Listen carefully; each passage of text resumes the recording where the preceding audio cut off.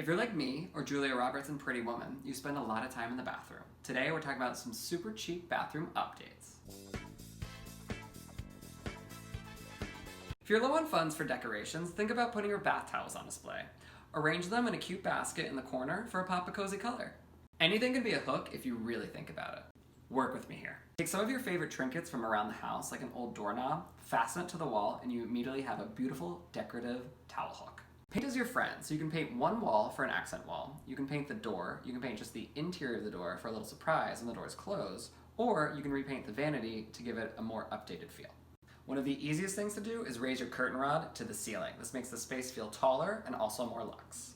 If you're low on storage, you can always add shelves above the toilet, or if you have a pedestal sink, you can actually put a curtain around it, have some secret storage down there, and it gives it a little English vibe. Give your bathroom a glow up to be the pretty woman you were always meant to be. This is Manning House with Paul. Cheers.